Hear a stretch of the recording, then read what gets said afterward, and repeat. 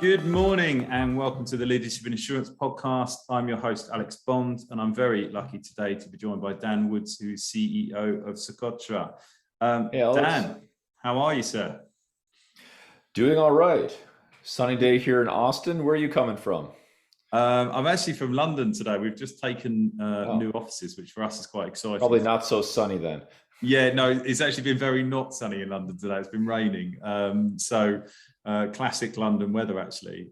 We've very much overstayed our welcome with the good weather this summer. So I can't complain. It's been very good, but not quite Austin. Are you one of the Austin sort of tech contingent that's moved to Austin and driven all the prices up? In a way. I mean, there are quite a few people, tech folks like myself, who moved here. I'm not originally from California. I'm from Minnesota originally, so around the Midwest. Spent a little time in Nevada along the way, which is where I got the cool license plate behind me. That's real. Kind of funny how that works. But then found my way here. Love it here.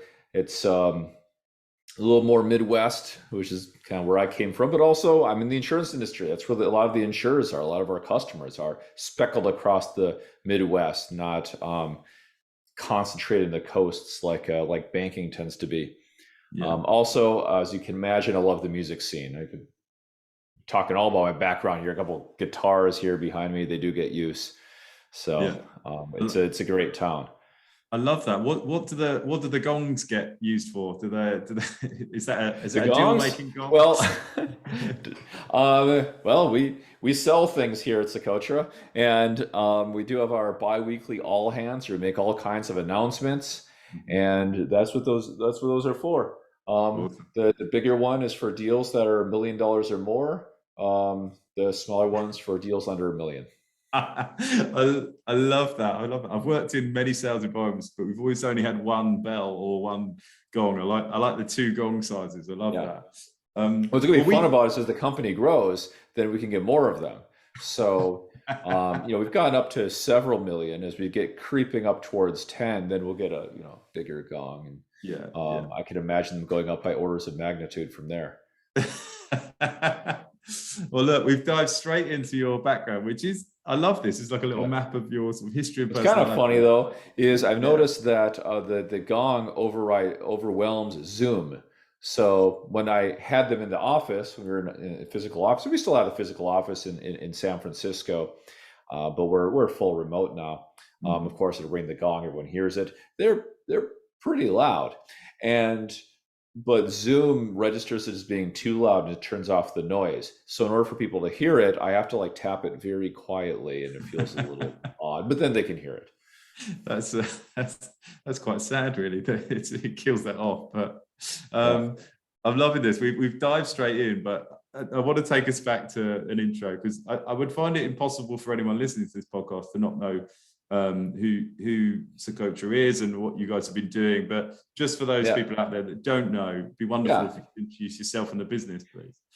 Yeah, well, it's been an amazing couple of years, so I imagine that it's a pretty high percentage of the listeners, certainly ones who would click on us, are aware. But so Socotra we are the startup that is taking a shot at fixing the insurance core.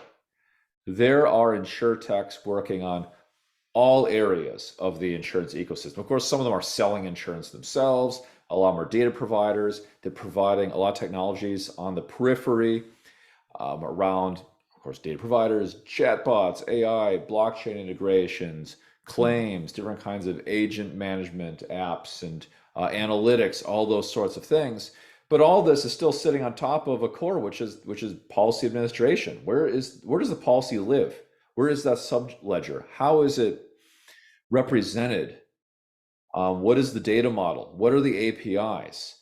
And this is the big problem that has not been, it's been talked about, but not been addressed. Everyone talks about it, no one does anything. There are a lot of legacy players out there, and it is a hard problem to address. There are reasons why the incumbents have never released APIs or still aren't off the shelf and are highly customized and so forth. And my belief is someone needs to come in and do take like an AWS or Salesforce approach, or Twilio or Stripe or any of these companies. They're just modern cloud and so forth. And we can get to that some more. And that's what the industry needs, and that's what we've built.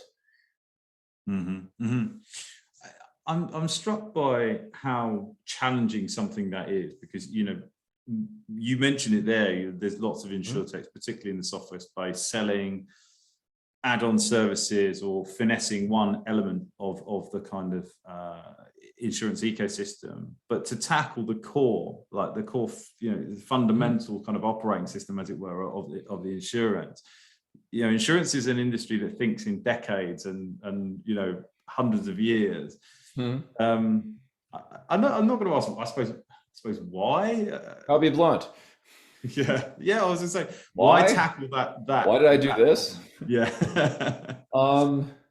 Let's see.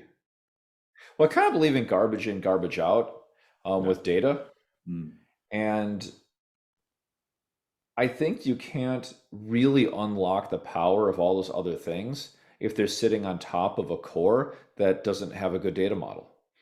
I'm also data models, smart enterprise. These things are my background. My background's not insurance. My background is data platforms. I was at, check out LinkedIn. I was at Palantir. I was super early there, and I saw the power of data platforms. And I also saw how often people spend time analyzing problems that are on the periphery and ignoring the core. And let me explain what I mean. I'll use it, insurance as the example. So you go to a typical conference and you hear a whole lot about AI and blockchain and customer engagement, these sorts of things. That's fantastic. But there are a lot of business plans that sound good, sketched on a cocktail napkin, which make all kinds of assumptions on available infrastructure that aren't there. It's kind of like there's nothing YouTube did that people couldn't envision in 1995 and was in some of the early internet themed movies. And visions of the future. There's nothing, the idea that we could watch videos over a wire, not new. Why didn't it come out in 95? Well, the infrastructure wasn't ready yet. They hadn't laid the fiber. You didn't have the routers and all of that.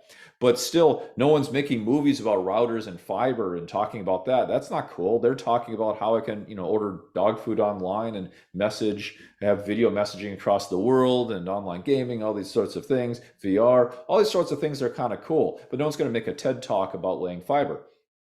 And I think there's a similar thing here to unlock all the sorts of potential of insurance to be embedded, create better user experiences, better automation, and of course, much, much faster agility and iteration of products. To accomplish all of that, there's data plumbing that just needs to happen. And people like to, they start their insurtechs thinking this stuff exists, and their idea starts with, I'm going to take this data here and use this model and this distribution channel and so forth. And then they just assume that policy admin will work its way out. Because after all, people have been doing this for a very long time. There must be a solution. Then they find out, my gosh, there isn't really a solution. The incumbents are running on custom legacy garbage, and then they're stuck, and then they call us, or sometimes they just throw up their arms and write their own, which is what the first wave of InsurTech did. Lemonade, Hippo, Bladder, Root. They all wrote their own because there wasn't anything yet. Socotra was just getting started. Now most of them have found themselves in a place of legacy, and I'm chatting with several of them, and they're trying to figure out what to do because their systems are old, have been extended beyond the original thinking. They've learned so much more about what needs to get done, and they want to do new things. They want to launch new product lines and move into new markets and do these sorts of things. And what they built isn't made for it. I'm not going to say which of those and other similar ones I've spoken to out them, but they're a legacy now, and that's what they're contending with, and that's what we aim to prevent. I mean, think about AWS coming out and making so you don't have to buy servers anymore. Now, startup just a few years earlier, they've got server racks, they've got legacy, they've got to figure that out. But a startup, vintage 2011, 2012, they don't have the burden of a data center. They don't have that. And that's a tremendous advantage. And we see ourselves in a similar enablement vein. Of course, that's for the MG InsurTechs. Then the same applies for the incumbents as well. Yeah. Yeah, it's a thing that we touch on the podcast all the time. And when we talk about technology stacks in insurers, and because obviously, we run an executive search business, we look at the talent pool.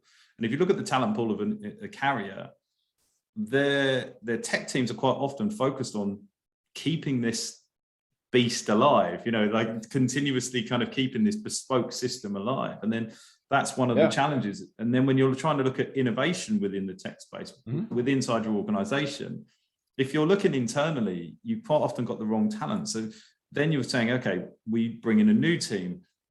What do they do? And this kind of, but working with this core and then plugging in all these kind of different, might have a piece of claims technology you want to work with, has always seemed problematic.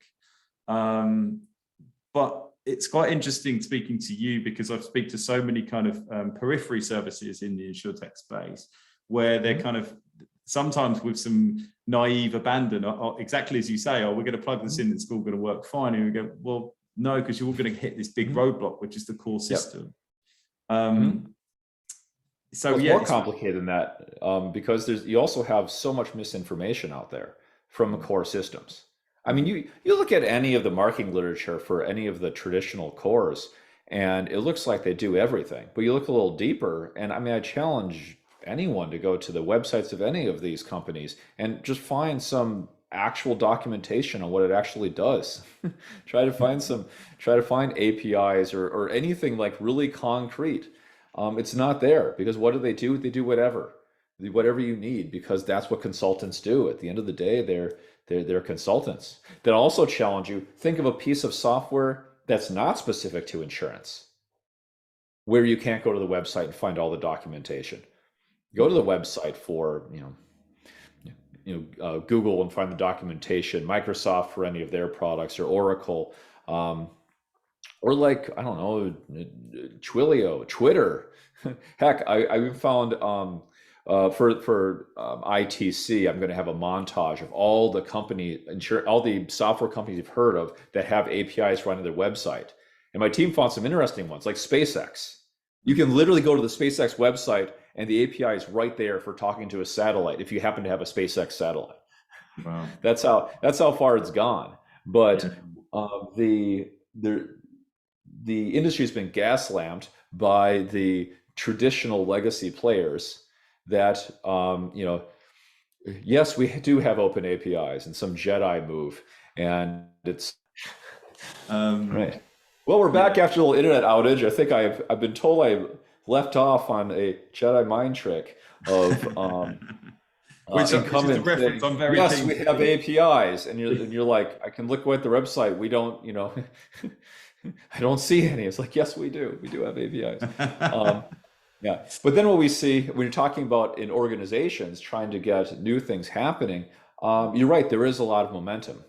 Internally, we kind of refer to them as the antibodies of the insurer when you're dealing with these legacy insurers, because these systems are enormously expensive. I mean, any insurance company that has enough clout that they do a Super Bowl ad or something like that, they've spent many hundreds of millions on their core systems.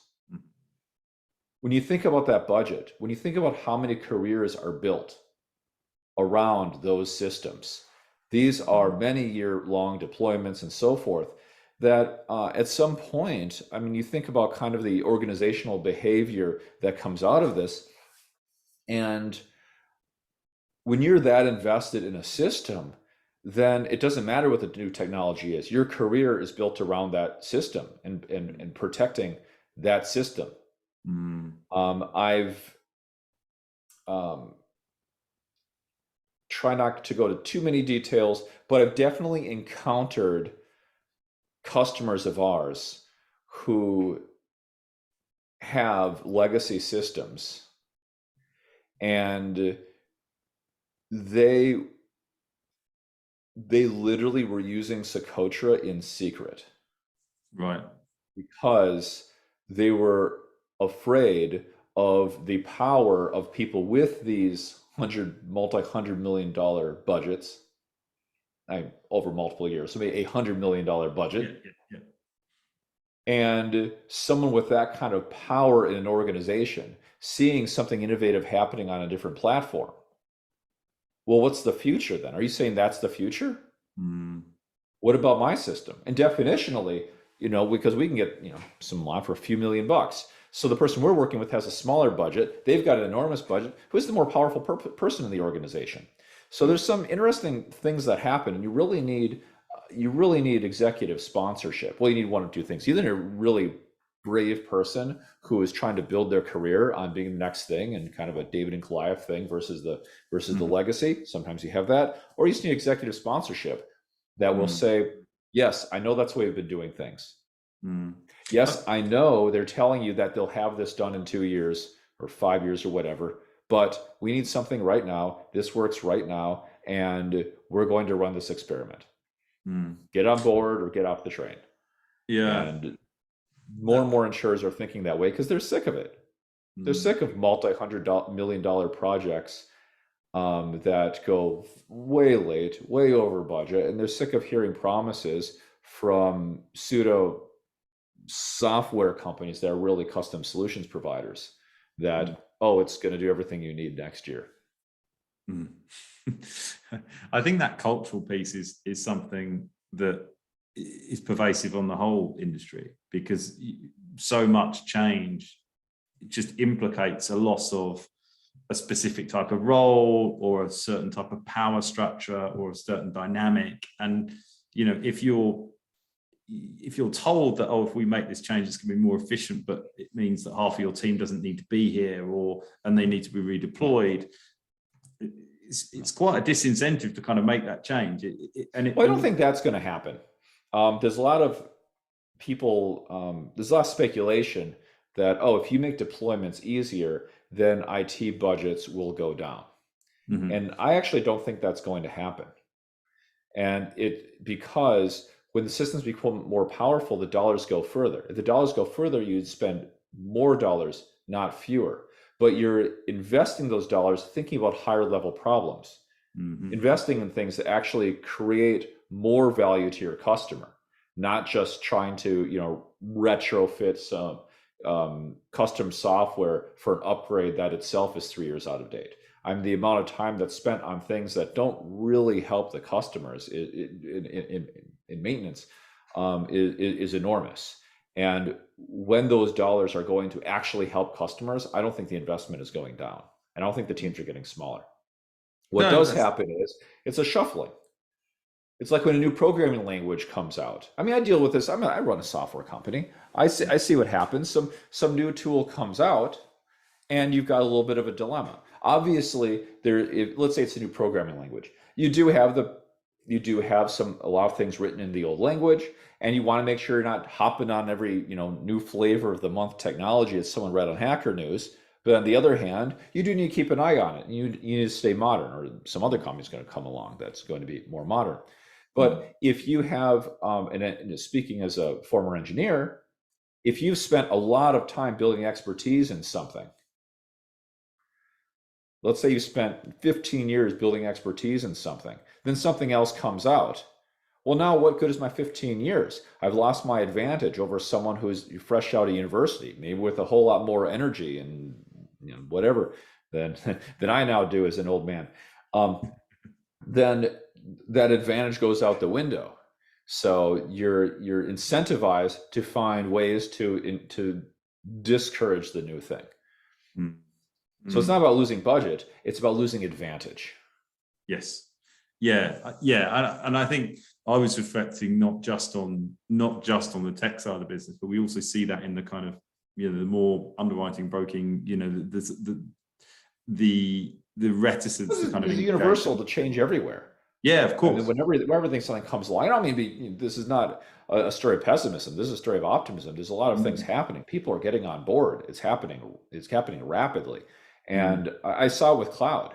It was interesting. We've been cloud from the very beginning. We've never owned a server. But I remember until it was the end of 2017. So first 3 years or so for operation, every single incumbent we spoke with in the first two meetings, somewhere in the first two meetings, would say, what's your plan to be on premises? What's your plan to be able to install on our servers?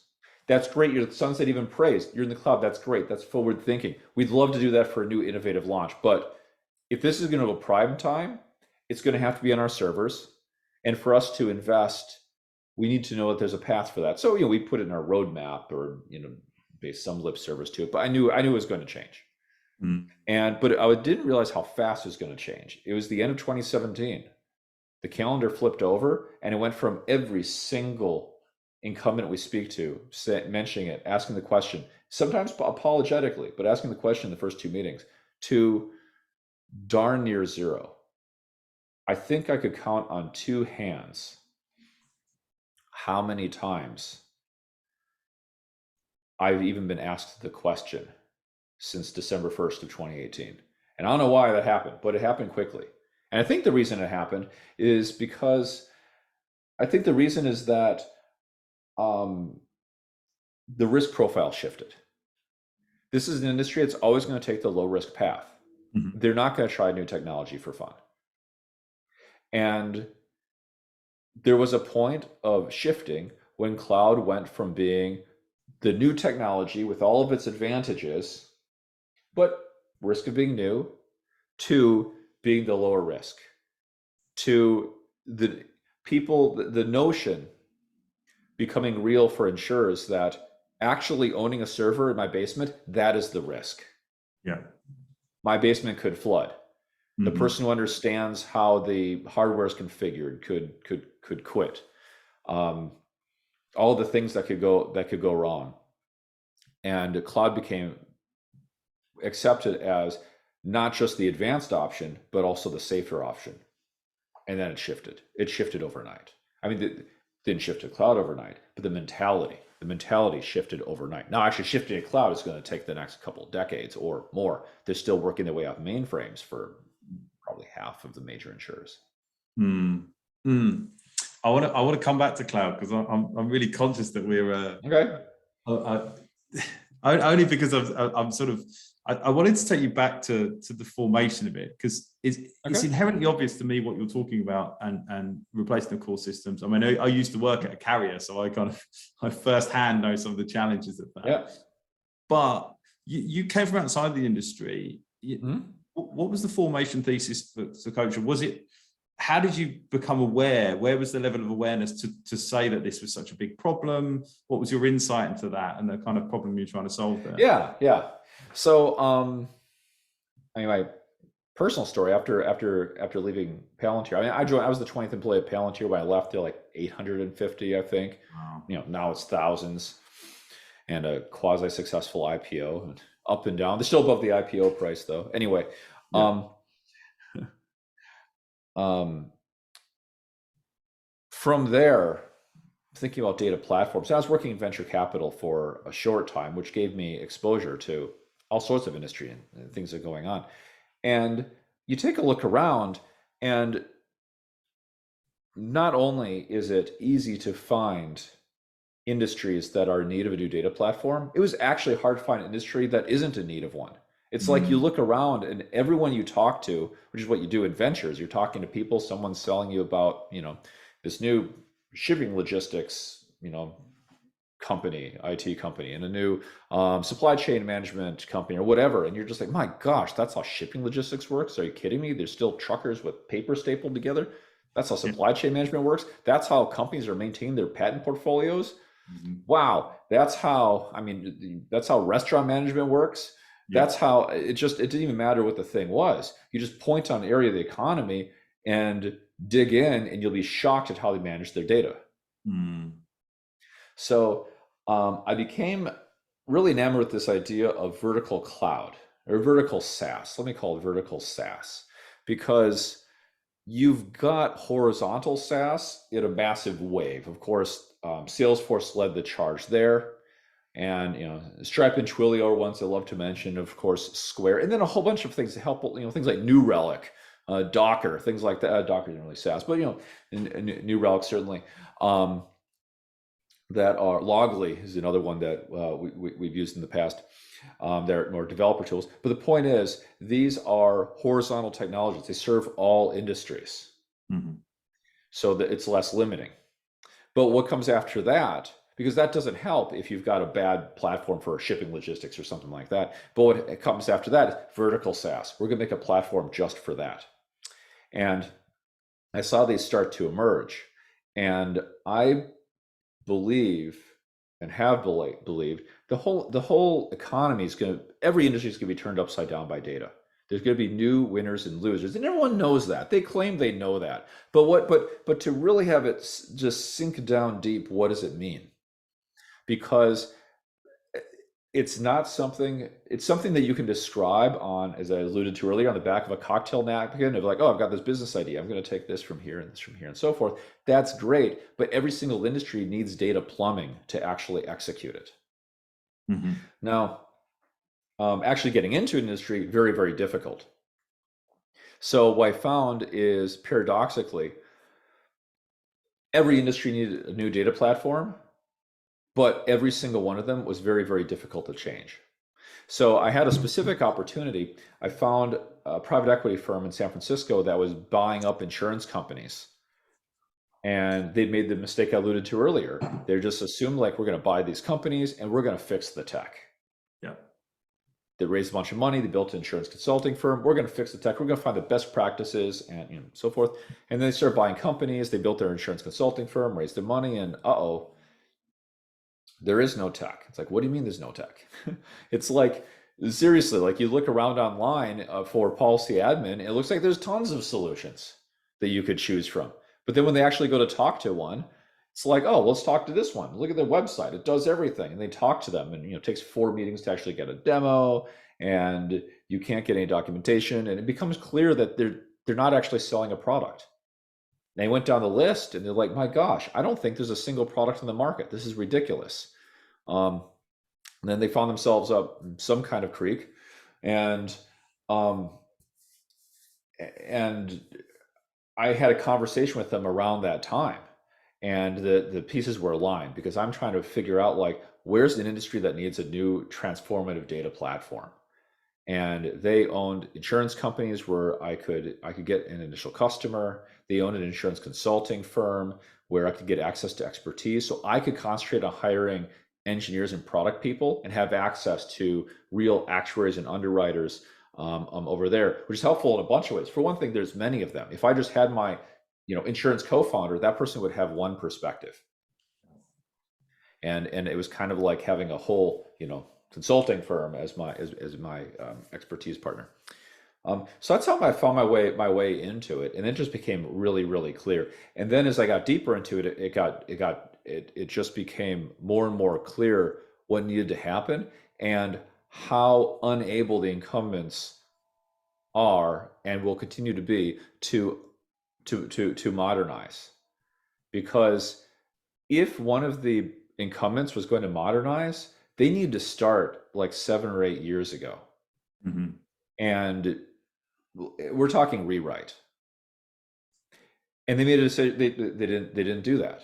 Instead, they tried to, well, frankly, they tried to cheat. They tried to take their existing stuff and try to shoehorn it in to save time. And that will not work. Mm-hmm. And then when it doesn't work, they just try to push harder and shoehorn harder and market harder and say they have things that they don't. Like, like marketplaces, like an app marketplace, like it works like your iPhone. You can just install an app, not even close. Which, by the way, is what we're going to be releasing next week at ITC. Please come to the Modern Core Tech Forum.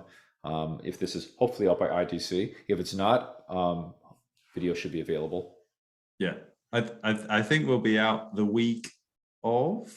Yeah, we'll be out the week of. So if we get it, we'll be out the week of. So people. September 20th. Is the day.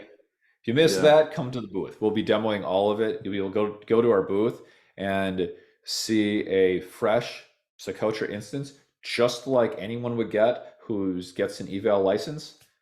And you'll be able to see how easy it is to grab a product out of the Socotra product library and then install one of 5 or 10 apps to to actually, just like installing an app on a smartphone or an app on your extension to your browser, and see them connect instantly. I love that though, because I always look, I oversimplify stuff. I'm a simple man. I understand insurance. I'm not a tech guy. I operate in that kind of gray space in insurtech.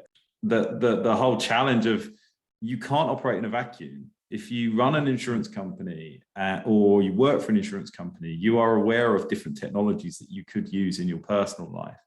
And that bleeds into your expectations of technology. Oh, I wish it did. No, it doesn't. I wish it did. My gosh, the things that insurers will put up with from their vendors. Yeah. Like they're like just the way systems, the pain of upgrades, systems going down for upgrades. And just that, like your 5-year-old kid knows that that's not how it's supposed to work. You hand them the tablet and it says upgrading and just have a spinning wheel for, a few hours, and they'll be like, Dad, what, they know something's wrong. when that happens, they know that they know how software is supposed to just work. It's supposed to be like a utility. That's what cloud does. It's continually upgrading. It's continually adding resources if there's more load. It automatically has failover if a data center goes down for some whatever localized reason. These are the things that happen. So software just keeps running and just keeps updated. And kids know this because that's all they've ever known. The industry tolerates things that we haven't tolerated in our personal lives since like 1993.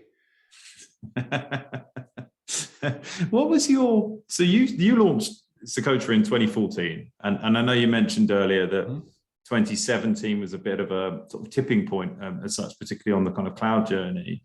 But what was it like in those early days? Because like I say, you're tackling that core challenge. Did you ever think, oh, we've gone too early, that we're wrong? What was that like? Yeah, let me think on that. So first off, we had one guaranteed customer that I alluded to that paid us almost nothing. It was kind of an experiment, but because they were owned by a firm that was also invested in us, they had to use us. And when it really wasn't viable yet for the open market, but we were 3 years old when we had our first real customer. I mean, that's a long time of going, okay, people are going to want this someday. People are going to want this. And there was certainly, until we got our first customers, and we got 3 in a close cluster in summer of 2017. Until then, there was, I mean, you knew you're on the right track. You knew time was on your side. But obviously there's a question then of getting the first customer is insanely hard. I feel like I can do anything now that I got those first customers, because selling policy, it's not like if you're selling in some analytics toolkit or something like that, then it's easy to find a first customer. It's like, hey, you've got your data. You know what? Let me use this for free. And you'll slap it onto your data set and you'll see some useful things. If you like it, use it. If you're not, fine, whatever. But when you're dealing with your core system where the policy is going to be stored, people aren't going to use it for free. They won't do it. They won't use it if you pay them to use it if they don't trust it. Because you go down, they can't do a darn thing. You lose your data. So help you. So that's it was extremely hard, but it was only possible because of first off, insurance is a very large industry, and there's a lot of players to choose from. It was really only possible because the industry had fallen so far beyond where technology obviously was. That's the only thing that opened the window for new policy administration, is just the massive gap between what people are seeing in their systems and what people see when they just use Zoom, when they use Salesforce, and even Salesforce is getting dated now, when they use Facebook. I mean, take your pick. They understand what cloud is. They understand stuff connecting to other stuff. They understand what they understand what an actual app marketplace looks like. They get it in their private lives, and it's those expectations, reasonable expectations, starting to invade, that I think created the opening. So we've mentioned a lot about being cloud native. Along, what is true cloud, and I'm interested about this. I'm interested. I wish more people would ask that question. Yeah. I was gonna say, I was like, I'm worried this is a stupid question, but I don't think. Let me tell you what cloud is not. Cloud is not installing legacy crap on a rented server. Yeah. Whatever you may hear out there, well, they're not going to say that's what it is, but when you're dealing with the incumbents, that, let's face it, that's what they're doing. They're taking the legacy stuff and they're renting a server, through AWS or something. They're installing it there. I like to say that's kind of like renting. That's kind of like buying a power generator, putting it across the street and running an extension cord and calling it a grid. It's like, no, grid doesn't just mean the generator's next door. Yeah. It's about, availability, redundancy, and elasticity, and all sorts of things. So, cloud, I boil it down like this. It's an approximation. Cloud is when the vendor doesn't have to even schedule the upgrades with you. Gmail's never scheduled an upgrade with me. Every now and then I have to refresh the browser, and what was that? Well, that was an upgrade, but you didn't have to. Most people don't even realize that's what happened. Now we're talking cloud, and that's part of a larger puzzle that's going to massively unlock innovation in this industry, because here the massive innovation comes through app marketplaces. I mean, that's what the smartphone revolution is about. But Salesforce has learned this. I mean, your browser extensions. Google has plugins. Heck, Roku. It's an app marketplace, and there is no engine more powerful than that for creating massive innovation for complex problems and unique use cases. There's probably no one on earth that has my exact combination of apps in my phone, let alone the way it's configured. Yeah. And I did it without any coding, without any technical knowledge and so forth. I did it by selection, configuration, and so forth. There's an enormous power there. So people are calling it microservices, microservice architectures, and so forth. And what microservices really means is that best of breed now works. Best of breed has a bad rap. People hear best of breed and they imagine vendors pointing fingers at each other when things don't work. They imagine upgrade log jams of interdependent customizations and dependencies, all sorts of things like that. So I like to say, best of breed has worked for me since 1988 when I installed WordPerfect on MS-DOS. I mean, this is best of breed. You look at these things. That's exactly what this is. Yeah. And but in order for it to work, you need three things. You need best of breed ready components, microservice ready components, and they need three things. True cloud is one of the three. It needs to be true cloud, off the shelf, open APIs. You need those three things. And you don't have to be at all technical to know if you've got them. For cloud, does the vendor have to schedule the upgrades with you? Covered that. Off the shelf is when you can get access to an eval license. Here you go. Here's your eval license. Certainly in under 24 hours if the company's responsive. And it's not just like, here's an example configure thing. No, it's a full version. It's just, data limited or limited to 30 days or something like that. And third, when you get that eval license, all the documentation should be right on the website. It doesn't come with additional documentation. And that's more than a convenience for the engineer. That's the company going on the record publicly and saying, this is who we are and this is what we do. And I'm not telling you a different story than I'm telling someone else. I'm giving the same APIs to everyone, which means if I'm going to do something that breaks it, I've got the whole world mad at me. I can't get into, because this is what legacy does, is they'll make a custom API call just for you, for your need, and then do another one over here. Now they want to add a feature. Oh, that's going to break 3 of our customers. Well, now I've got a business decision to make. I got 5 customers who want the new feature, and it's going to take 3 of my old customers and trap them in their current version. What do I do? LinkedIn doesn't deal with that problem. That you just use LinkedIn. And they have to serve all of their customers. And a feature for one is a feature for all. Anyway, you have those 3 things, and then all you need is the marketplace, and innovation is in a completely new gear. And that's what I'm excited about. That's what I've been building up towards for the last 8 years of building Socotra, building those fundamentals in so that for the marketplace release next week. Was the marketplace always part of the plan then? That was how long back does that go in the sort of plan for? To be totally frank, it was always a dream. But I concentrated on fundamentals, and it really wasn't until about 1.5 years ago, and we had a very enterprising engineer who just started tinkering and was like, I think I could build a prototype of this in like 6 months. He made some progress a couple months, and to be totally frank, I didn't believe him, but I said, you're on. And he came up with a beta in time for ITC last year, and we had 2 beta apps. And then by the end of ITC, we had over 50 prospective partners reach out saying that they want to be part of Socotra Marketplace. It was overwhelming. Amazing. So I said, all right, you're on. We built out the team. You've got 1 year. We're going to have a marketplace in 1 year. And they completely, disassembled the beta prototype code, rebuilt it, put the documentation out there so the other parties could build the apps and so forth.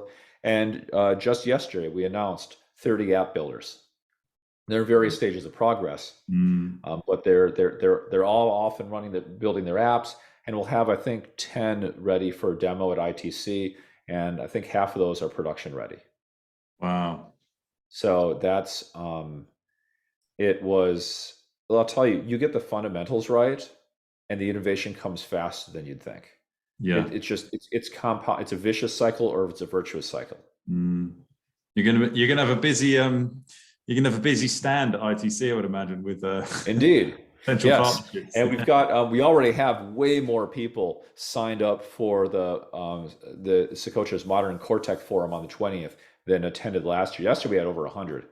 I think we're closing in on 200 RSVPs already. I mean, we'll see what the how the flake factor works. It is a conference, but it was standing room only last year, so hopefully they'll get us a bigger room, and that's where we're going to first demo it for real, announce it. We've got some great panels, including like CEO of Hippo, COO of Root, Chief Digital Officer of Mutual of Omaha, the former president of New York Life. I know there's a whole bunch of others. It's gonna be great, and then join us for the launch party afterwards. Socotra.com, about us, events, I think it is, the RSVP for any of these, for anyone coming to ITC, and meet me. I'll be at both. Well, we always like a party. We're bringing the whole team down, so we'll have to. All right. We're definitely going to be there. But visit the booth number 2833. But we'll be. You go to the main area, you'll see us. It's big. You'll see us. It'll be the one with all the people visiting. I was going to say, you've got lots of touch points throughout the festival. It's going to be busy. We had 50 reach out to us last year on a beta. Yeah, 50 partners. So Dan, more importantly, are you going to bring the gong? Are you bringing the gong with you? Are you going to bring the gong? Gongs? Oh, I don't think so. I'm headed straight to DIA Munich from there, so I'm going to have room my suitcase for my lederhosen. Nice, I like it. I'm really conscious of time, so I just wanted to, the marketplace is enough of a sort of piece to bite off, but you're clearly someone that's constantly looking for innovation down the future. So I just wanted to sort of jump in with, like, what is your vision for Socotra in 5 years down the line? What does that look like? Yeah. Well, we want to be the operating system.